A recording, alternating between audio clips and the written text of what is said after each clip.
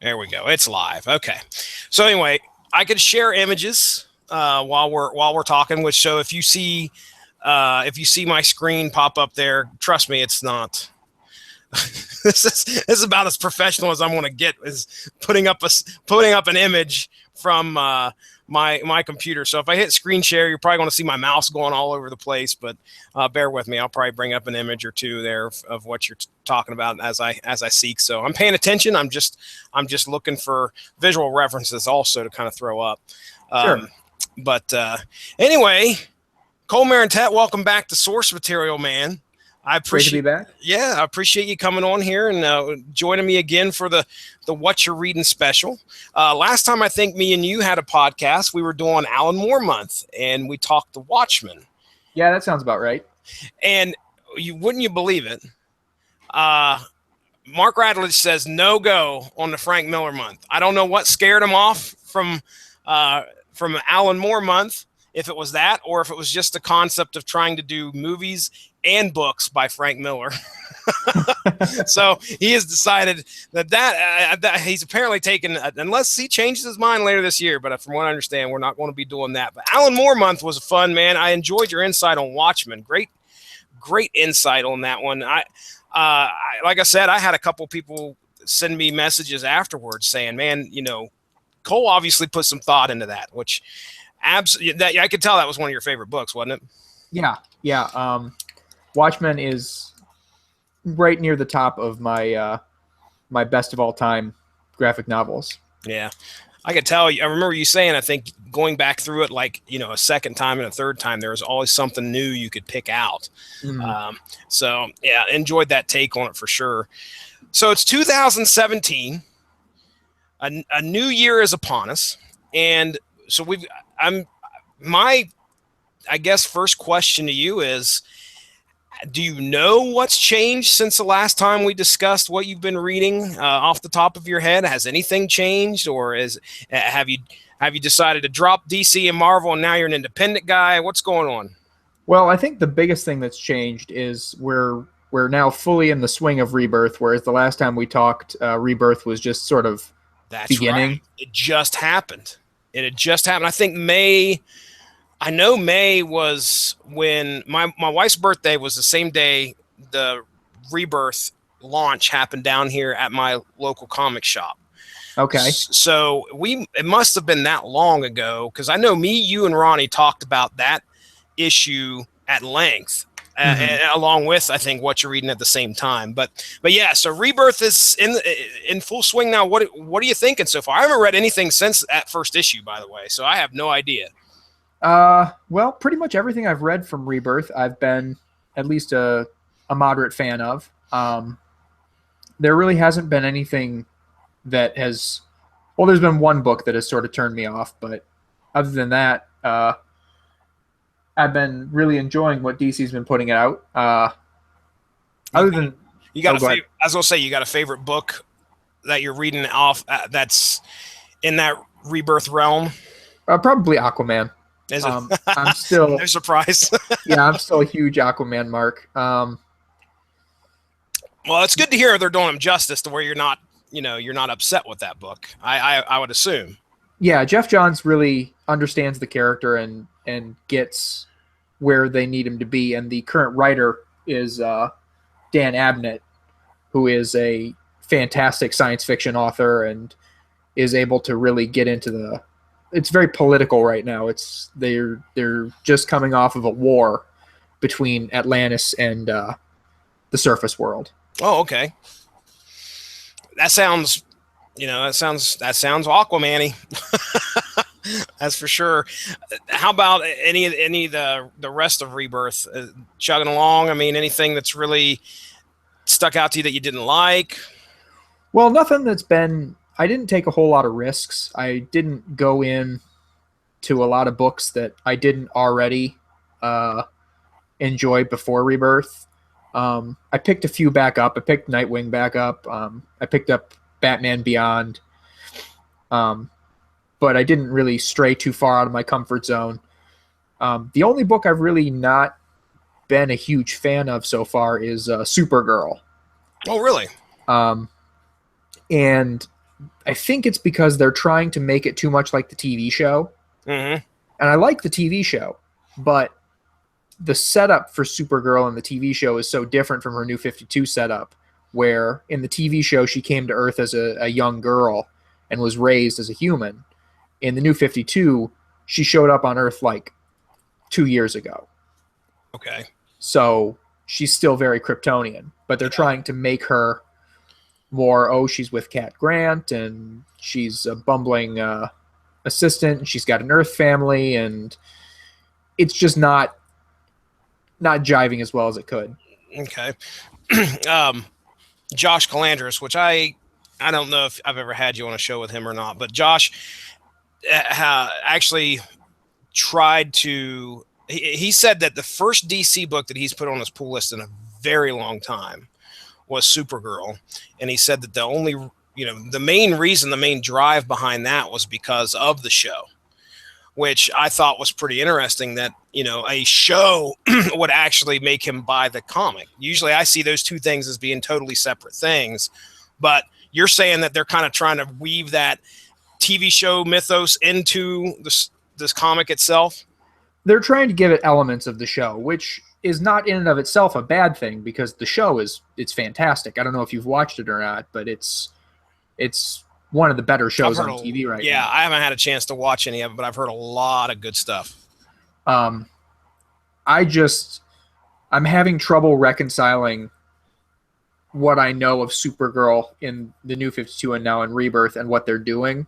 Mm-hmm. I think I just sort of have to shut that part of my brain off and try to read the book on its own merits and see if I can get with it, because it's not poorly written, it's not poorly drawn, it's got plenty of action. It's just that cognitive dissonance that I'm running into. Did with it being, and that might be where Josh is kind of happy, because the New 52 turned him off so much that he was like, okay, I'm done with DC for a while. I know you have been reading for a while most of the New 52, or a good portion of the New 52 comics, right? Yeah. So you've got all that's ingrained there. With Rebirth, are you seeing, when Rebirth launched, I wondered what they were going to do. And I think we took time to postulate what DC's direction was going to be with Rebirth. Has any of it surprised you where you were like, okay, this is not where I thought they were going? Or is it felt pretty standard? Okay, this is kind of where I thought everything would go. Well, it's some of one side and some of the other. Like, they just killed off the old Superman, the New 52 Superman, the one that everyone thought was they hated. Yeah. And they brought back, he's a Superman from another Earth, and he's basically the Superman from before the New 52. I know what you're talking about. He is the one that's married to Lois, right? Yeah, and has a son. My first instinct was the Superman from, oh goodness, I want to say, wasn't the Man Who Had Everything. Whatever Happened to the Man of Tomorrow? But I know that's not it, right? That's not that Superman. They haven't really said exactly where he's supposed to be from. Okay. It's implied that he's the Superman from before whatever caused the New 52 to happen. I don't remember him having a kid prior to New 52, though, right? Or was that? He didn't. Okay. He didn't. All right. But there was a mini series, The Adventures of, I think it was called The Adventures of Lois and Clark, but I'm not sure. That was about a Superman and a Lois Lane getting married and having a kid and being underground and trying to hide the fact that he was Superman from the world. And so that led into the current run of both Superman and Action Comics, where that's the Superman that we're following now. But they never really said if it was an alternate reality or if it was from before the New 52 somehow and he fell through the cracks, or exactly what his origin is. All we know is that he's a Superman similar to the Superman we're used to. Are you okay with that? I don't mind it. Um, I I like the dynamic between Superman and Batman and their sons. Oh There's a yeah. very interesting dynamic between Damian Wayne and John Kent. Um, Specifically, they really hate each other. I think I saw a cover. I believe I've seen the cover where they're both staring each other down, aren't they? And they got like Yeah. okay, yeah. If I can find that cover, I'll bring it up. But go ahead and continue. Well, they're getting their own book here pretty soon called Super Sons. Okay. That I'm looking forward to. They've had a couple of. I haven't been reading any of the Bat books, but well, I've been reading none of the Bat books except for Nightwing. But in Superman, they had a couple of run-ins with the kids, like Batman and Superman trying to teach them to work as a team, and it not working at all. But yeah, other than that, the new run of Titans is really good. How is wait, let me just quickly jump back to Superman's kid. Okay. Yeah, sure. How do they portray him? I'm just curious. I know Damien has this attitude about him, and that was kind of the way that I saw, or at least what I've heard of Damian Wayne. How is Jonathan Kent? Is he much like his father? He is exactly the son that you would expect Superman to raise. He is quiet, unassuming, kind of an aw shucks boy next door, except he's got heat vision. That's awesome. Um, That's the cover I was talking about, by the way, that I remember. Yeah. That was from an issue of, I think that was an issue of Superman. Okay. And then right now, to go on that same tangent, in the sister series, Action Comics, is all about Superman facing down Lex Luthor, and how Lex is now portraying himself as a Superman, if not the Superman. Oh, wow. I think I've heard a little bit about that. I remember that. Yeah, because Lex is running around in a Superman-themed battle suit and saving Metropolis, and the only person in the world that doesn't trust him is Superman. Of course. So the other title you said you was reading, was that, you said Titans? Yeah, Titans. Now that, from what I've heard, has gotten a little, I think it's Titans. How many Titans? Is there the new Titans and then Titans, or how many Titans books are there? There's currently two Titans books. There's Titans and Teen Titans. Okay. Titans is the book that, it's the team that everyone's familiar with. It's, well, sort of. It's everyone who the comic fans are familiar with. It's Nightwing and Wally West, Red Arrow, or Arsenal he still is, Donna Troy, and Lilith, sort of the comic for the fans of the old Titans comics. And then Teen Titans is like Beast Boy, Starfire, Raven, and Damian Wayne, and the other Wally West. The other Wally West. Hold on a second. Yeah. This is the one from Earth 2, or am I getting that mixed up? For some reason, I'm thinking one is from Earth 2 for some reason. No, there's two Wally Wests. Both are from the same Earth. The one that came back from Rebirth. Yes. I got you. Okay. All right. And we saw that interaction in that first issue between, I think, both of them at one point. There was like a hint or something, if I remember right, in that first issue. But yeah, okay. So we got both Wally Wests, one on each team, you said, right? Yep. Interesting. What do you think so far? I haven't been reading Teen Titans, but I've been reading the classic Titans run, and it's pretty good. They did a really cool intro to sort of explain where Wally West had been and what had happened to him, and we were wrong. It was not Dr. Manhattan that took him out of space and time. Ooh, okay. What happened? Tell me. There's an old Titans villain called Kadabra, who is a guy from the future who uses super futuristic tech that masquerades as magic. Okay. And he's obsessed with being the world's greatest magician. Was he a pretty high profile villain at one point? That guy does not sound like somebody I've heard of before. He was a consistent Titans villain. I mean, Okay. he was never on any of the cartoons or in any of the shows or anything like that. But he was a pretty consistent villain for Wally West. Okay. Um, and he's the one who made Wally West disappear. That was his great trick. Was he made Wally West disappear? I see. And he's been gone forever and a day until finally he comes back. Yep. With the whole Watchmen thing, have they been alluding to that at all? Or have you seen any books that have been kind of hitting more towards that? Or have they gone into full explanations or anything like that? Not in anything that I've read, and I haven't seen anything online about it either. So I don't know if they're just dropping that idea, if they're holding it in the vest pocket and they're waiting for the right time to spring it. But yeah, nothing in any of the books that I read. Dude, that was almost like the hook of that first issue was Batman finding that pin in the cave.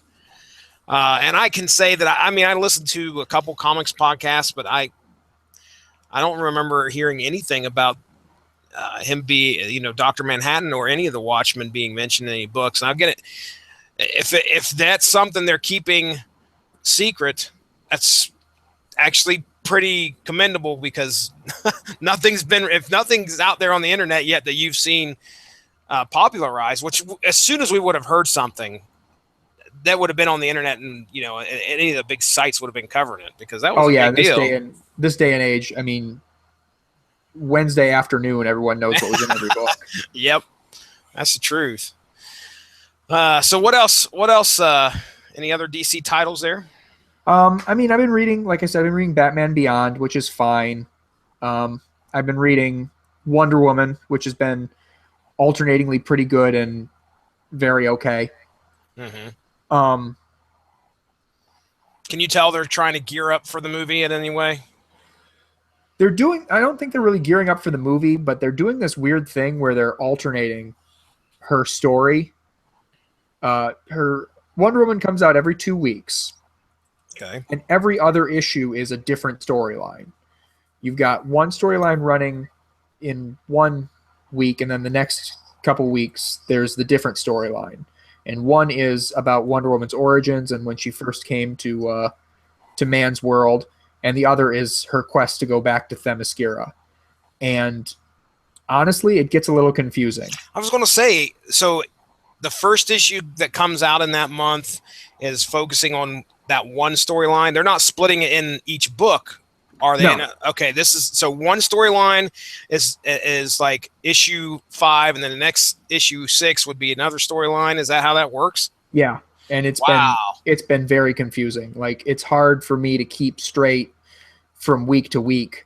Okay, is this a flashback issue or is this present day? Am I supposed to be like, do I know these characters yet, or are they just revealing them? And it's been a little bit hair raising. Yeah, I assume that, like, parts of the story, with the whole flashback thing, or showing a story that happens previous, the goal of that, I would assume, is similar to what Lost did, where they would show you the backstory, and then at some point, both stories this backstory is going to supply some kind of crazy origin for something that's happening in the current story.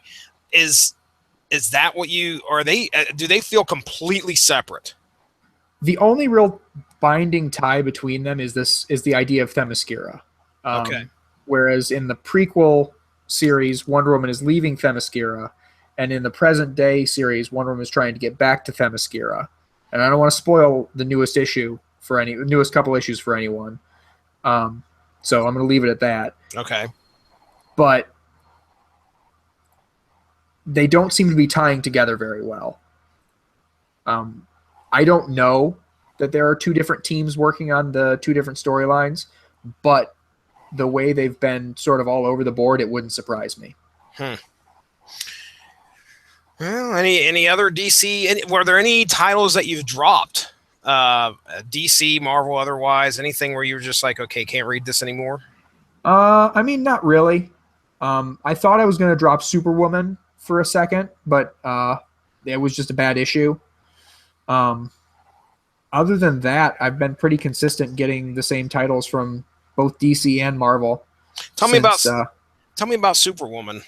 Well, it was originally built with two Superwomen, but Lois Lane, who was one of them, and Lana Lang is the other, both historically tied to Superman. Mm-hmm. Got their powers in the death of the New 52 Superman when they were hit with the solar radiation from him exploding.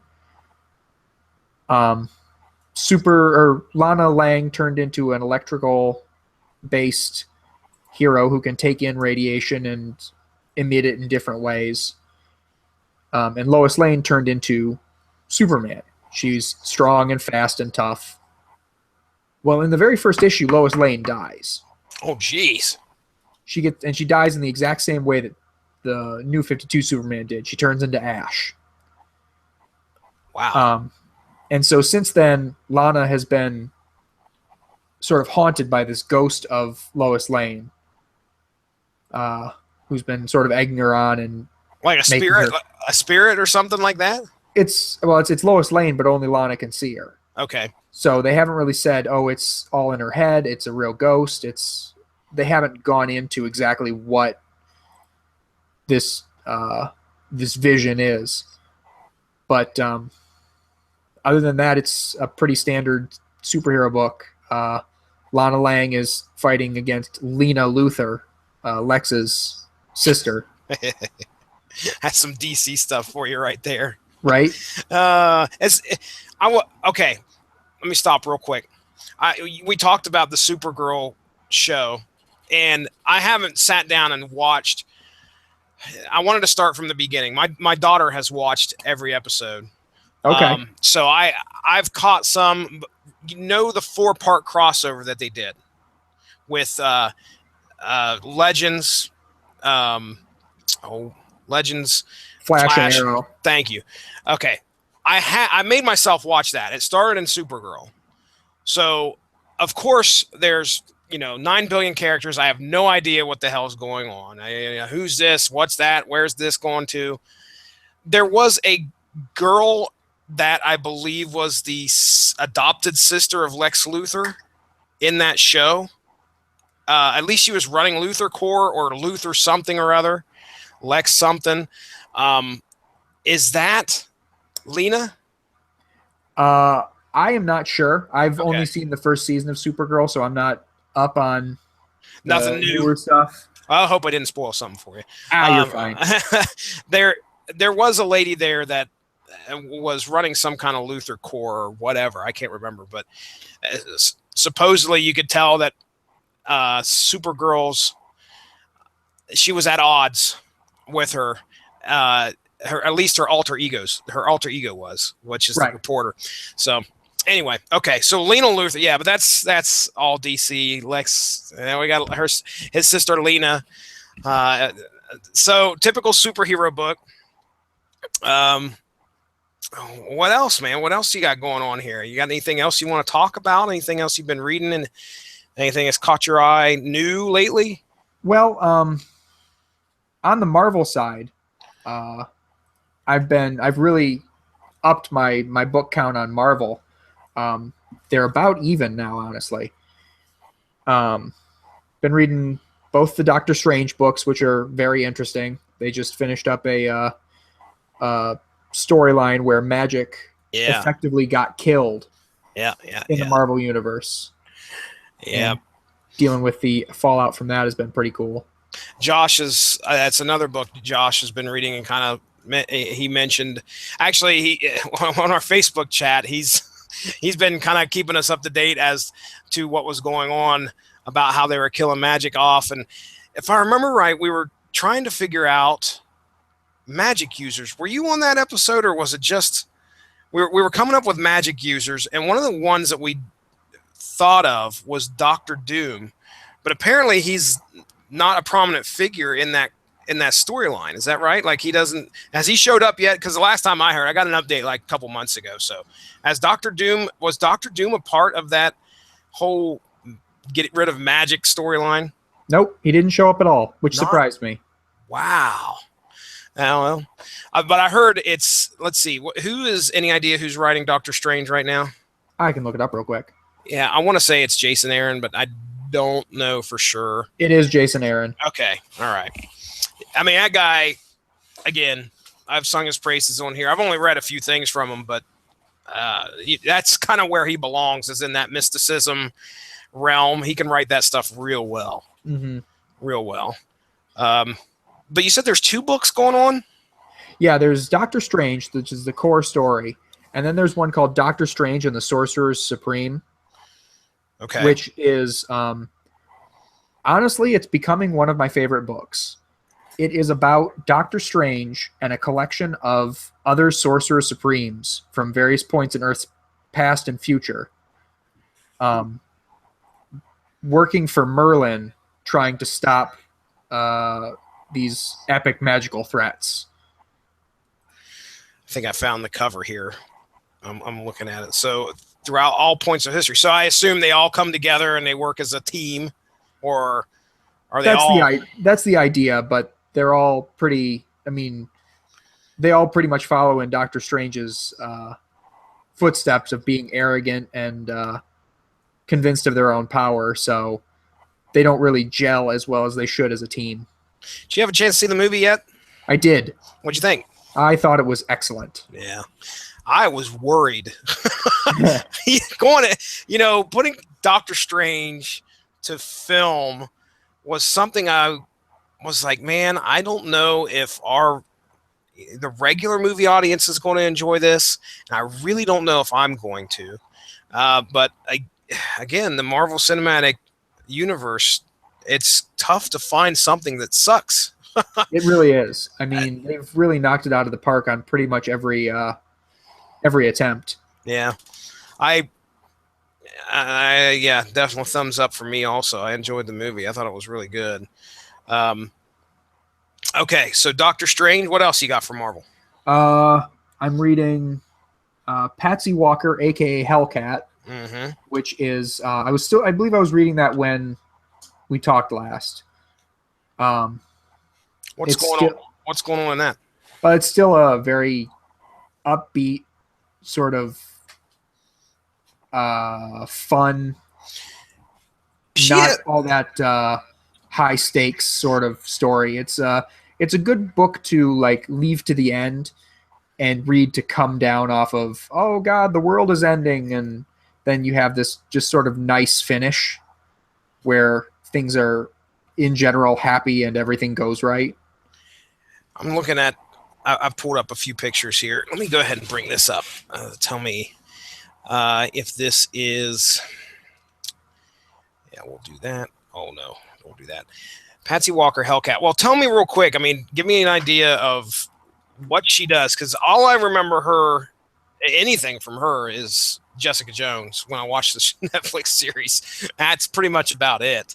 Well, Patsy Walker is as Hellcat is one of the other magical superheroes in the Marvel Universe. I did not know that. She has worked in the past as a private investigator for law firms, specifically for She-Hulk most recently. Her powers are she's fast, she's got claws, she's basically got cat powers.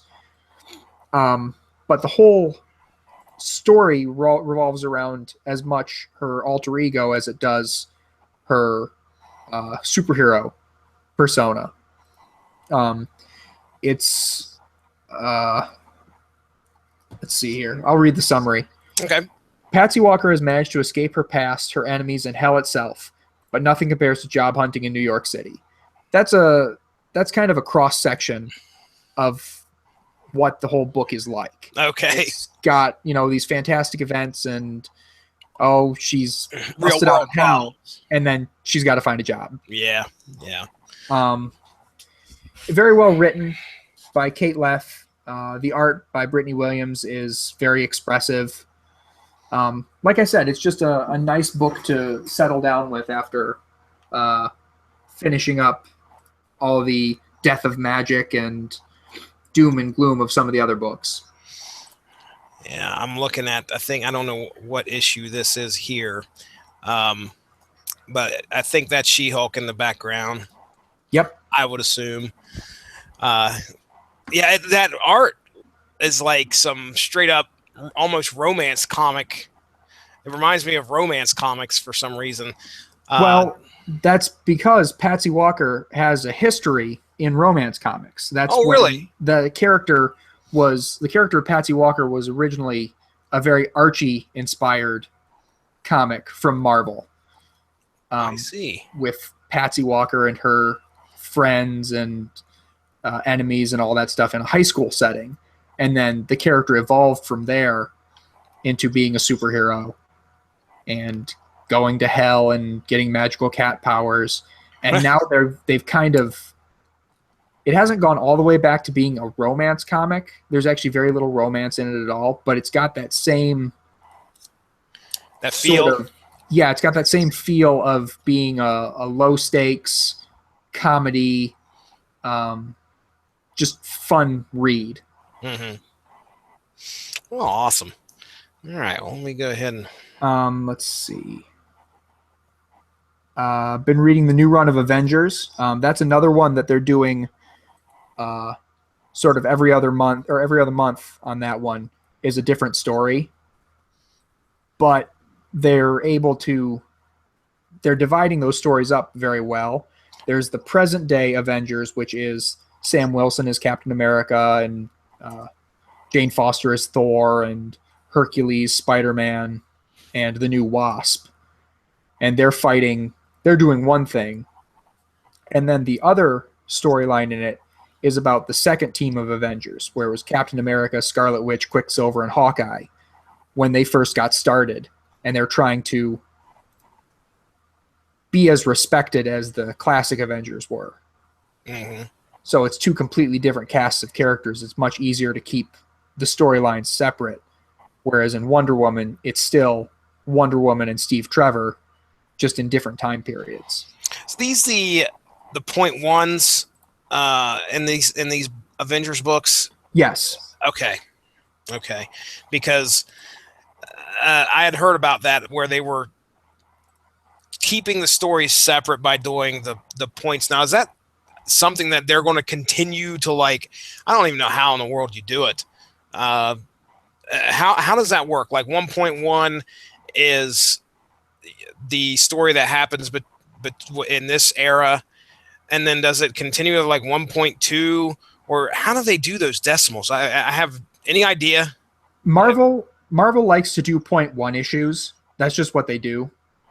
So the one with the main Avengers is issue 1, and then the one with the Avengers in the past is 1.1, and then issue 2 and 2.1, and issue 3 and 3.1. Okay, gotcha. They've done it a couple times before, like in Spider-Man. Yep, I've seen it in Spider-Man. I don't recall it being. I'll have to go back and look, but I don't recall it being like the story that happened before that.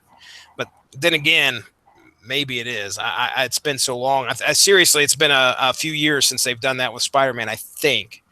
If memory serves, the Spider-Man ones were always stories surrounding the issue in question. Okay. Like with a supporting character or with the lead up to what happened or something like that. Whereas these are a completely separate storyline. Gotcha. So you said you've been enjoying that though, the way they've been doing those well. Yeah. And we're just coming off of Civil War 2. Oh yeah. What now? I know what's happened in it. I guess we won't spoil anything, but what was your takeaway from the story? Did you enjoy it? And number 2, did you like the way it ended? I am going to be totally honest with you. I read as little of Civil War II as I possibly could. Okay. Um, I You know, did not care. do you know the big beats though? The big things that happen in it, Oh, I would assume, right? yeah. How could I not know the big beats? I do read Captain Marvel, so Okay. they did show me quite a bit of what happened. But like some of the fallout from that is really upsetting me because I mean I said this the last time I was on here. One of my favorite Marvel superheroes of all time is She-Hulk. Mm-hmm. I've always been a huge She-Hulk fan, and they are completely undoing everything about her that I like with this fallout from Civil War II. And I'm not even sure it's a bad idea so much as I'm sure that I don't like it.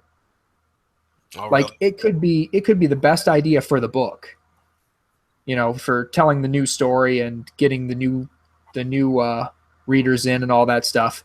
And I don't really care. I want my She-Hulk back.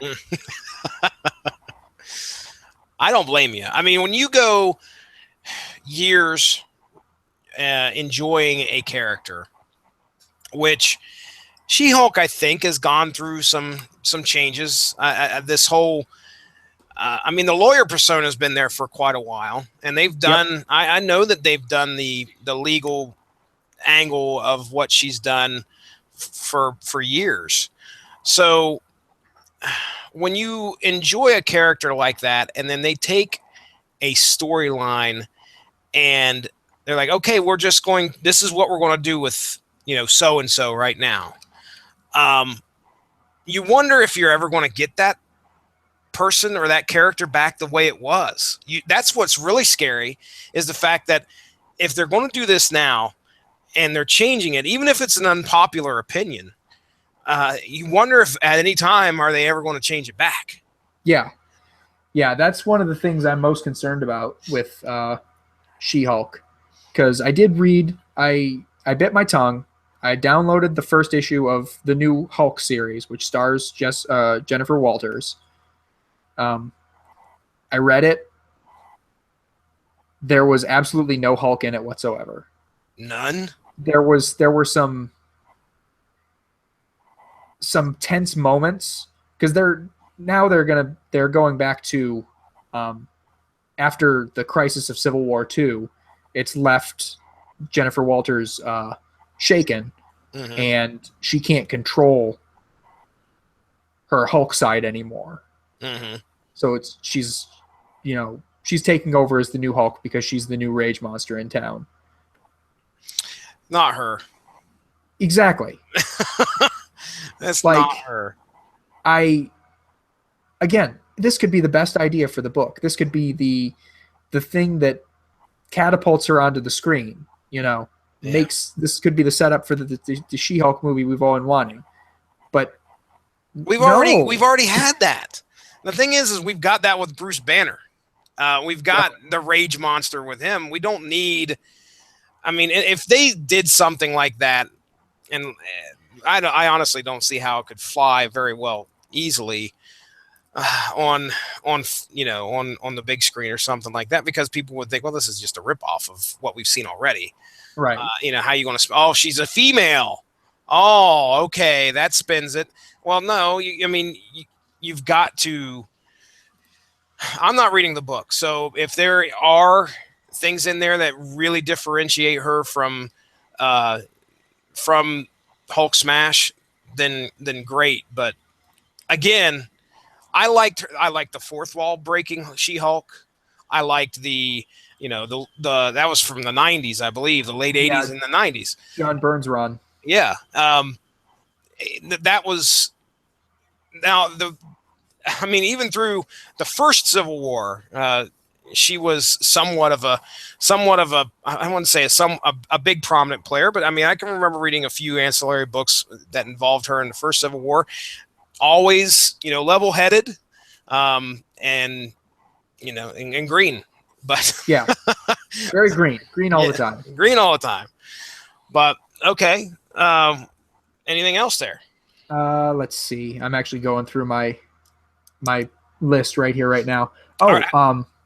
I was just going to say, has any reading habits changed? Just real quick, are you still doing digital, doing a mix? How you doing? Are you doing physical copies? Still doing digital. I do have access to a local comic shop now, but with the way my schedule works, the best way for me to get my hands on comics is still digital. I hear you. I don't really have the time or the access that I would like to get out to the comic shop and buy the comics. I would love to support the comic shop more than I do, but it's that's what digital's for, though. The right. Digital's there for people who can't and still want to still want to read the comics. I mean, shoot, that's the whole point of it. So no one blames you here, man. Trust me, I feel you. But like I was saying, the Unworthy Thor. Oh yeah, has been really good. I'm looking forward to seeing where they're going with that. That's another Jason Aaron, and he's been knocking it out of the park with that one. Yeah. U.S. Avengers is okay. I'm kind of only reading it because Squirrel Girl is in it, and I'm contractually obligated to read everything that Squirrel Girl is in. Well, here's the deal. 2017, at some point, okay, me and you and Josh Calandros are going to have to do a comic book together. I don't know what story we're going to do, but I swear, man, and I don't know if it just rings true with people who enjoy Squirrel Girl, but a guy who wasn't able to make the show Monday, Evan Bevins, he sends me a message.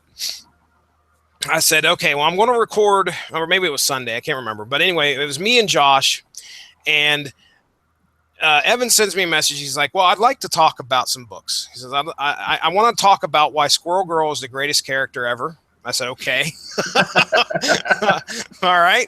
And he says, I've also got to talk about, there was another book that he wanted to talk about that Josh just really, really enjoyed. So, and now see, the whole point of this thing was to kind of show you what other books that you've mentioned kind of wrap into it. Squirrel Girl was one of them.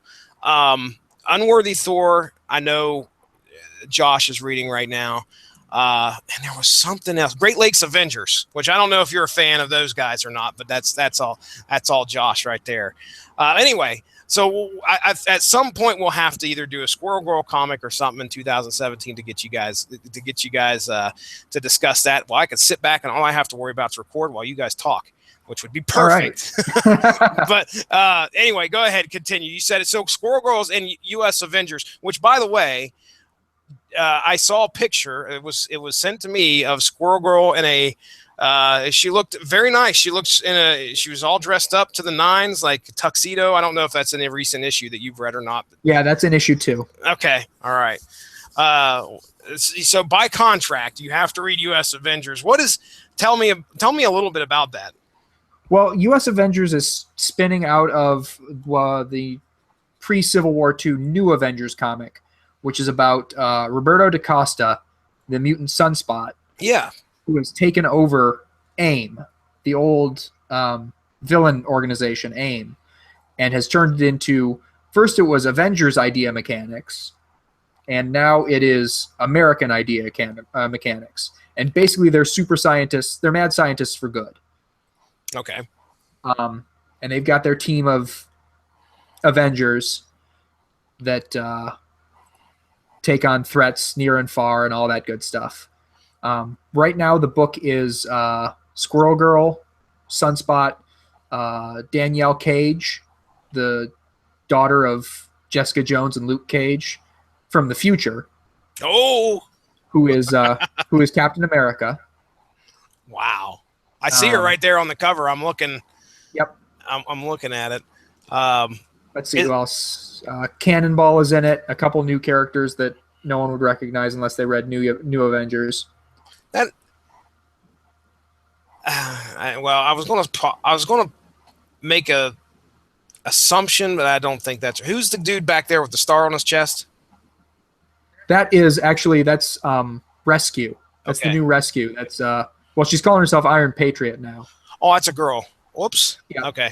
I thought it was. It's kind of hard to see. It's a low res. Well, I thought it was Hulkling there for a second, but I was like, that is not Hulkling. because the haircut. That's pretty much all I was basing it on. Right. Is this Red Skull on the front of this? That is Golden Skull. That's what I thought. I was like, that it can't be gold. That looks awful gold to me. Golden Skull is a nemesis of Danielle Cage, and in contrast to the Red Skull, who is all about power and taking over and bringing about the return of the Nazi regime, Golden Skull is just a thief. Okay. He just wants money. I thought he was like a real bad capitalist. Like, just all he wants to do is make money. But and that book has been all right. It hasn't been anything great. It's missing something, and I can't even put my finger on what it is, but there's just that little edge of something that it doesn't have. I don't recognize the creative team. I don't know. Well, all I can see is the last name here, Ewing. Al Ewing and Paco Medina. Paco Medina sounds like I've heard him. I've heard him before, but and the art is fine. It's pretty standard comic book fare. It's nothing groundbreaking, but doesn't hurt your eyes either. Mm-hmm. And the writing is fine. It's not groundbreaking, but it doesn't hurt your brain either. It's just sort of an average book. Because of that, I don't know if I'm going to hang on to it too much longer, but I'm going to give it a fair shot. Okay.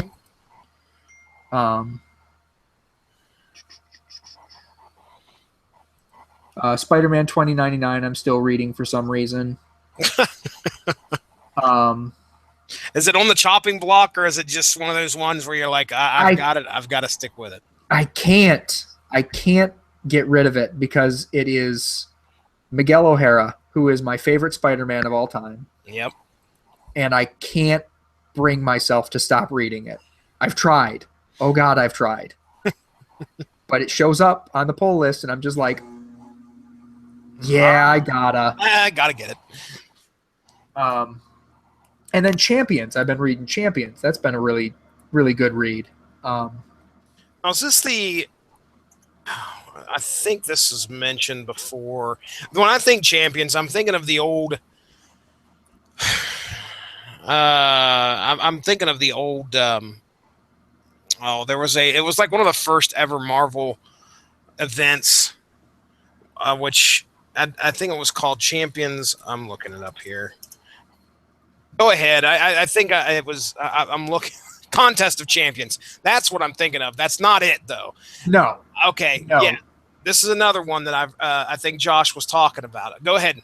Yeah, Champions is a new team book starring Ms. Marvel, Nova, Amadeus Cho as the Hulk, Miles Morales, Spider-Man, Vision's daughter, and Cyclops. And they are a team of superheroes who are connected to social media and are kind of on the pulse of what's going on right now with them youngins.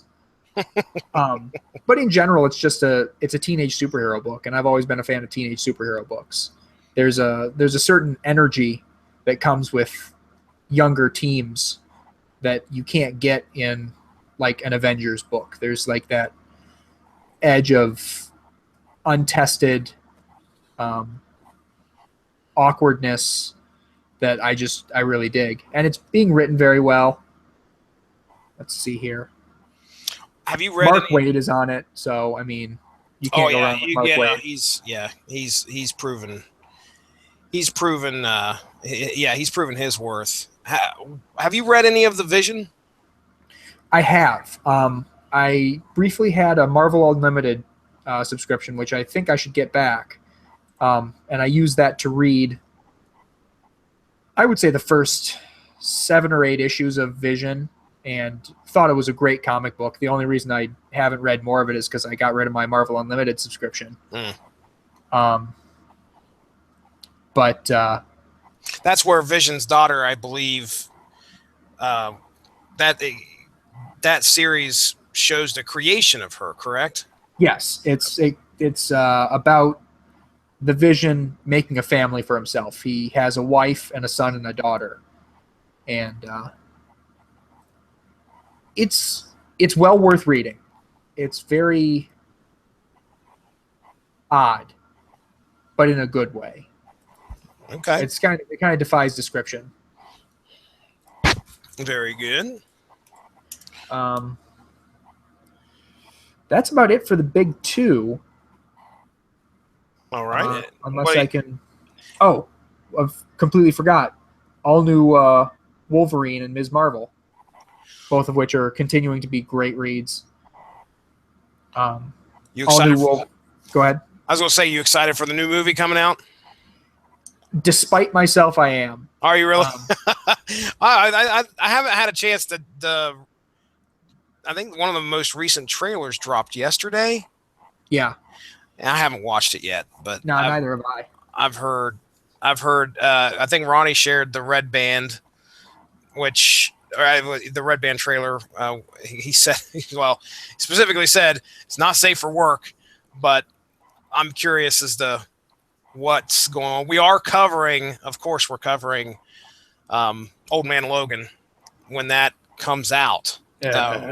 So, all right, have you read that? I assume you have. I have read Old Man Logan. I'm not a huge fan of Old Man Logan. That's where it seems like there's a split on that book. I hear people that I believe is Ronnie's a huge fan. Benjamin J. Cologne, no sir, he does not like that book at all. So I am in general against the grim darking of the comic book future. Yeah, happens a lot. It really does, and when it's done well, like in Days of Future Past, or Days of Future Past, it can be very interesting. I single that out because that's probably the only time I've ever really enjoyed the everything's gone to crap future, and the storyline that comes of it. Yeah. I did not care for the. First of all, I didn't care for the art in Old Man Logan. I thought it was very ugly. I'm trying to think if that was Steve McNiven. Go ahead. I'll look it up. But other than that, just the subject matter was sort of gross. They had that whole family of inbred Hulks thing. Oh, dude, there were extremes taken with so many of these characters. It was over the top. It was just sort of an ugly book, and I didn't then, nor do I have now the time to really waste on that kind of thing. Mm-hmm. I just don't. I'll read some dark stuff. That's not the problem, but just that unrepentantly ugly. I could be doing better things with my time. Well, I mean, you've got. Look, you're right. Why would if you don't enjoy it, why read it? Exactly. I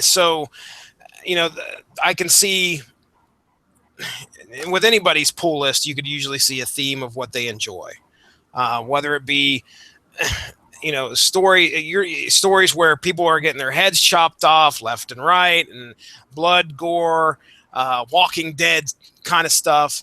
If it's written well, great. But if it's gore for gore's sake, or just telling you this to kind of gross you out, which there's a lot, I think, of that in Old Man Logan. There is. Dude, like everybody's dead. Hawkeye and Wolverine are just kind of crossing the country, and you come across so many stories of how heroes that we grew up and loved in, throughout Marvel history, I've met some pretty gruesome deaths. Yeah, I think Giant Man's like laying across his skeleton's like laying across a road, and they have to cross it. It's just like, man, come on. But yeah, it'll be fun to discuss that when the time is right. Once that movie drops. What were we talking about? Oh yeah, I asked you if you were excited about the movie. You were talking about not X-23. Was it X-23? Yep. Okay, Yeah. she is the new Wolverine, right? Yeah, she's currently taking on the mantle of Wolverine. Very fun book. Can go to some pretty dark places. They've been dealing with, I don't know how much you know about X-23, but she's bred to be an assassin. Mm-hmm. And one of the ways they controlled her was with this specific scent. It's called the trigger scent. And it turns her into it basically puts her into a Wolverine-style berserker rage. Berserker rage, yep. And they've been playing around with that a lot lately. They injected it into one person that they wanted her to kill. They dropped her in the middle of a small town in the Midwest and laced the air with the trigger scent. Oh, wow. So it's been to some pretty dark places. But kind of on that same notion, it doesn't glorify in it. Like this whole time that this is happening, you're supposed to, the overwhelming sensation you're supposed to get is you're supposed to feel sorry for everyone, including X-23. Yeah. Because there's nothing that she can do about this. So it's been an interesting read. Ms. Marvel continues to be just a lot of fun. Good. G. Willow Wilson is continues to shock me with how awesome her writing can be. And that's been another one that was hit hard by Civil War too, with Kamala losing faith in Captain Marvel. I remember hearing about that. I don't know if Civil War II's impact on many titles is looked, if people look at it as a positive thing, because there's a lot of titles that affected. Some people say that the ending of that whole story was kind of flat, fell kind of flat. It did, but then again, you see people who are talking about how things have changed with quite a few of their favorite heroes. Yeah. I mean, I don't think that Civil War II is a very important story, but I think it's a very broad story. I hear you. They did a lot to make it so that basically no one was untouched by Civil War II. Just like they did with the original Civil War. The original Civil War changed the way Marvel Comics ran for ages. They wanted to do the same thing with Civil War II. I think that they were working with not as great of a storyline with Civil War II. Like I don't think it was as visceral as the original Civil War. And I'm no fan of Civil War, like not even remotely. But the idea of registration versus anti-registration. Well, that was something I could feel when I was reading it. Right, it was a big deal. That was, you knew that was something that every hero had the right to be on the opposite side of the other hero for, because that was something you could see them believing in. They have their good reasons for believing in. Right. Now, as for Minority Report, I don't know. It's some of the things that I had heard was that they, a lot of the strong stances some of the heroes had were negated by actions that they took or others took on their side. So anyway, that's kind of the impression I got. I'm right there with you. I haven't had a chance to read it. I've heard a couple podcasts discuss it. I think, our own Ronnie Adams and his Screaming Boy podcast, they talked a little bit about it as well. But all right, any other ones there?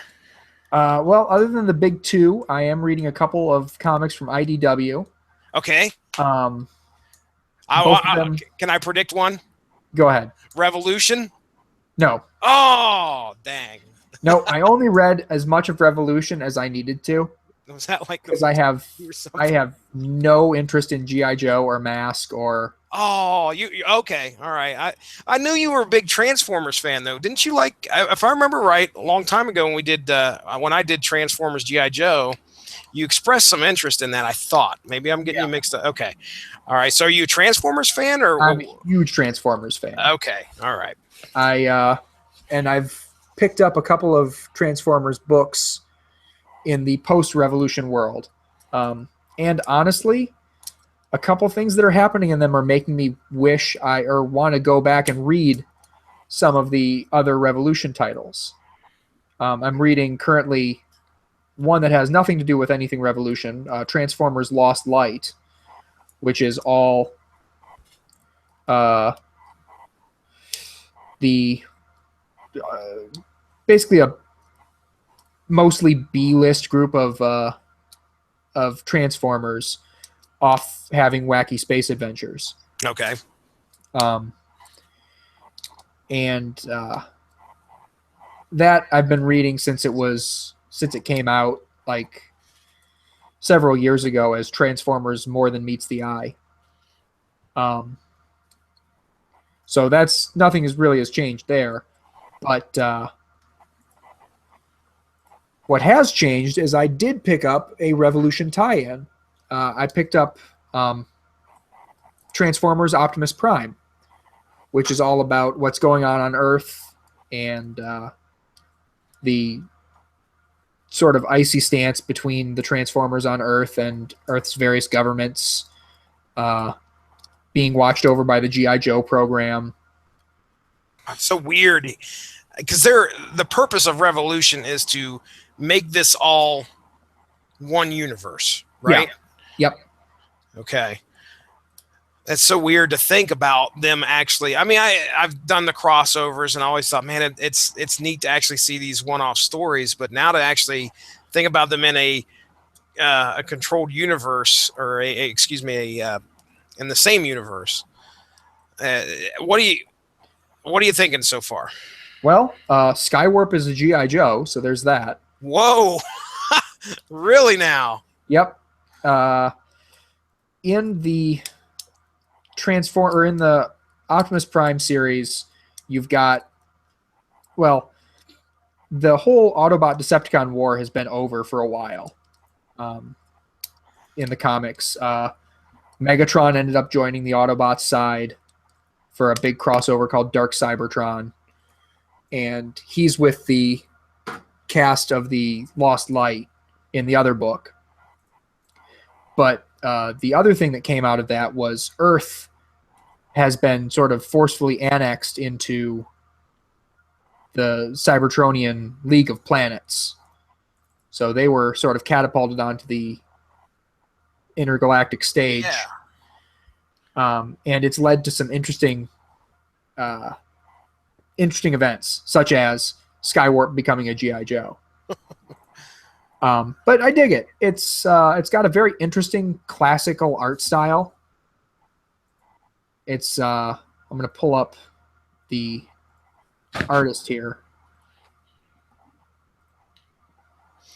Kei Zama, and the art reminds me of the old Marvel Transformers books, but more detailed.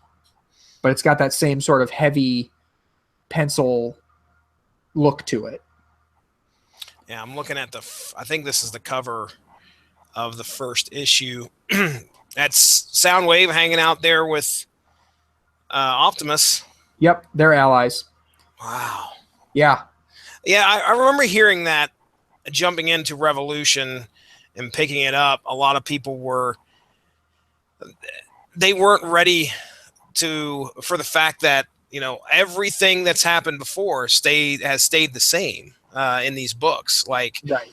So it's not like they're rebooting in any way. They're still using the same continuity that they had, which is cool. I mean, if it's a well-written book, I have no problem jumping in sometimes on issues or on series. But of course, it leads me to more questions, which kind of sometimes works in the benefit of the creators because you're then going back scrambling for those back issues and wanting to snatch them up if you can, or the trades. Right. So very cool.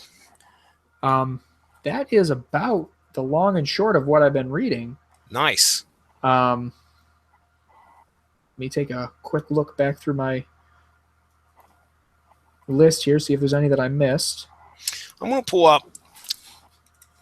Look here. I'm just going to pull up 2017 comic book events. See what we got on the horizon. See if you've heard of any of them. Oh, well, I probably need to be a little bit more specific because I've got convention scene. That's not going to work. No, I don't need that. The conventions. We need comic book story events. Let's try that.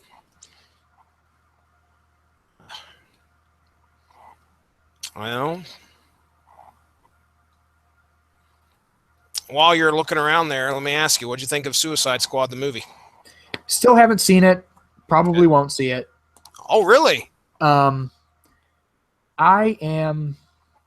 It's going to take a lot for for DC to get me to put my ass in a seat for for any of the movies from here on out. What happened? Was it Batman versus Superman? Batman very Superman. That movie, man. Movie. Listen, all the standard stuff that I've heard so far is, save Martha. That really pissed a lot of people off. Your mom's named Martha? My mom's named Martha. Bro. Oh, bro. Oh, too bad you're going to die, man. Let's see. What else was there? I mean, it was clearly Zack Snydery. Yeah. I really didn't like Jesse Eisenberg's take on Lex Luthor. I thought he was... I don't know if it was the actor's idea or if it was Zack Snyder's idea, but he was kind of skewing more towards the Joker. Yeah. And I just didn't feel it fit the character very well. I thought in tone, the movie was way too dark. And, that's going to happen when you try and adapt The Dark Knight Returns. Yep. Which is exactly what he did, not keeping in mind the fact that The Dark Knight Returns worked because it was the end result of ages and ages and ages of Superman and Batman comics. Mm-hmm. But I'm not gonna lie. I'll probably go see Justice League. Well, that's DC's shot at the Avengers, right? I mean, if they screw that up, I don't know if there's any hope other than because I'm the same way. When you get a team book like that together, my problem is with the Justice League is I honestly don't think there's enough background for those characters to make that movie work well. Respected background. We'll see what happens with Wonder Woman. Are you? I haven't watched any trailers for that, but from what I've heard, the response on that is actually pretty positive. Are you going to try and catch that movie? I might. That might be one that I pick up on DVD, either rent or just buy. I don't think I'm gonna go to the theater, waste my time to go to the theater and see it. Mm-hmm. It takes a lot to get me to the theater to watch a movie, dude. Yeah. I mean, not only do I have the kids and all that stuff to think first. Of course, I took the kids to Age of Ultron, and Caleb tried to stay awake and wanted his mommy about an hour into it. And I was like, dude, come on, just sit down. We only got another hour and a half to go. But so it can kind of that's one barrier. But yeah, it's even that. I mean, to get me to go actually pay all that money to go watch a movie, I am one of those guys that would be upset if I paid a lot of money to go watch a movie, all that money, all that time, and then turn around and not be impressed and actually almost want to walk out of it. Yeah. which there's been a couple movies that I've watched on, either renting DVD wise or whatever, where I'm like, well, I'm glad I never paid money to go watch this. So, well, it'll be interesting. I can't find anything. I don't know if there's any big events scheduled. Have you heard anything for like comic book story events coming up this year? I assume, are they going to end Rebirth this year? I honestly don't think they will. I think that keep it going and going and going. Well, they kept the New 52 branding for That's ages, true. so I don't see why they would change the Rebirth branding. At least not yet. But I haven't heard anything about any sort of big events or any major crossovers coming up. Has there been any words on shows, like TV shows? Riverdale, are you an Archie fan? I am a fan of a specific Archie character, whose name escapes me at the moment. Hang on one second. Is it Jughead? No. Kevin Kevin Keller. There we go. Who? Kevin Keller. He's a newer character. He was sort of created as the token gay. Oh, I remember this. Is this where the Archie got shot, right? Was he involved in that storyline in some way? Yes. Okay. That was Archie got shot. Future Archie got shot protecting Kevin Keller from an assassin's bullet. Okay. All right. Because Kevin was like he was the president, or he was being inaugurated or something like that. That's timely. Yeah. But anyway, big fan of Kevin. They had an ongoing Kevin Keller series that I read from beginning to end. So I'm interested in Riverdale at the very least to see if they're going to have him in there or not. Mm-hmm. It's CW. CW stuff is usually pretty good. Yeah, they're doing pretty well with most of what they got. I don't know if there's rumor. I mean, at least some people believe that Arrow's going to be ending. Is that a show that you usually catch? Not really. My big CW show is The Flash. The Flash, same here. Haven't seen any of season 3 yet. I'm kind of holding off because I don't get to watch a whole lot of TV. I watch a whole lot of my TV on DVD or on Netflix. Mm-hmm. So the fact that Hulu doesn't do simulcasts of oh yeah, they took that off. CW shows really, really upsets me. Do you? Well, I don't know if you can go back and catch them now, but they're. I use a Roku, so I don't know what you use to watch. If you use your phone or if you use your computer or whatever, but Roku, if you've ever messed with one of those, pretty much what you do is you go and find. They call them channels, but pretty much they're kind of like an app. Yeah. You put the app on, you download that channel/app, put it on the TV. Well, CW has an app. And so Hulu takes the Flash off there, and I'm pissed because, that's how we caught it all last season. Right. So I'm like, man, this sucks. I had this, that, and the other. And then they come out, they have, there's like another show, well, Legends, obviously. There was Frequency, big time, one of the time travel shows that I enjoy on the CW as well. Well, okay. So I'm freaking out, I'm trying to figure out what am I going to do? How am I going to pirate these things? Well, there's a CW app. So I just go and download that CW channel app, and I was able to, you could watch any of their shows for free, just very similar to Hulu, except it was completely free. You didn't pay anything for it. CBS was different. I don't know if you've ever messed with the CBS app back when Supergirl, I think, was on. You have to pay for that crap. Yeah. The CW app, you don't. It's completely free. So if that's something, of course, right now, I don't know how far they go back. I think they only go back similar like Hulu does, where it's 5 episodes. Yeah, they only go back like 5-6 episodes. So you're probably missed out. You're probably SOL until the season gets released on Netflix. But anyway, it still now you're armed for when the next season drops. Yeah. Well, yeah. I'm trying to think of any other shows that are coming out. I know that I think they're supposed to be doing something similar to a Dark Justice League or Yeah, Justice League Dark. they're doing a Justice League Dark animated movie. Okay. That looks pretty all right. The last couple Justice League movies have been okay. They're doing just found out about this. They're doing a revitalization of Constantine. Yeah. On the CW Seed.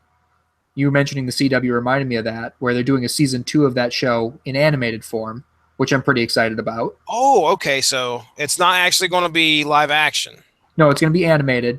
It's going to be on the CW Seed, which is I think that's their online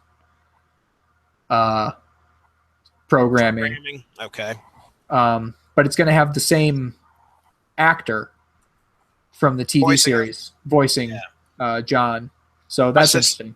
Yeah, my sister is a big fan of that series. I was really upset when they got rid of it. Mm-hmm. She'll be excited.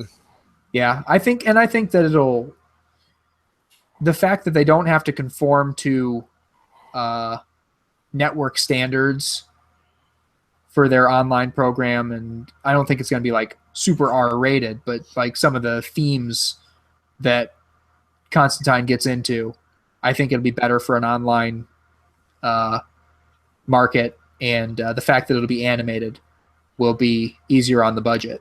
Mm-hmm. Absolutely. Well, yeah, I can't think of anything else that's going on right now.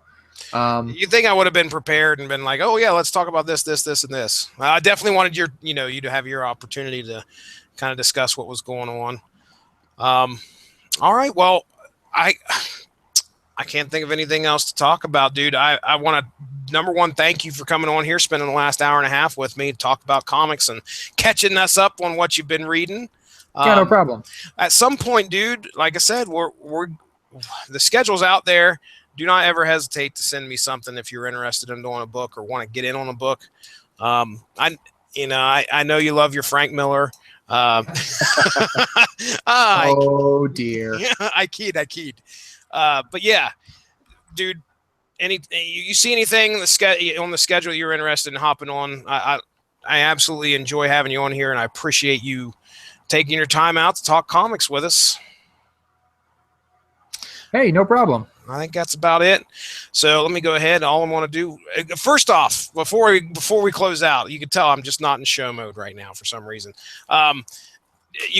Would you like to plug anything, sir, before I hit end on the broadcast? Yes, I am actually just. This is being recorded on the 20th of January. On the 21st of January, my Twitch show, Marvel Heroes Marvel Mornings, is going to be starting back up. Now that the new update for the game is out and they've changed everything around, I'm going to get back into streaming that on a daily basis. That's at twitch.tv/thefilmtwit. I'm sure we can drop a link to that somewhere in the show notes. Absolutely. I do that every morning, usually pretty early, like 5 or 6-ish. But the streams are always archived on my Twitch page. So if you want to go back and check out one of my streams, feel free to do that. Other than that, you can find me on Twitter at @thefilmtwit. And that's really all I've got going on right now. All right, Cole, I appreciate it once again. My name is Jesse Starcher, and I want to thank anybody out there that has been listening, which, I don't know, have we even had a viewer? Let me look. Probably be my wife, if anybody. Nope. All right. I am Jesse Starcher. That's Cole Marentet. I want to thank anybody out there that's been listening. Have a great evening.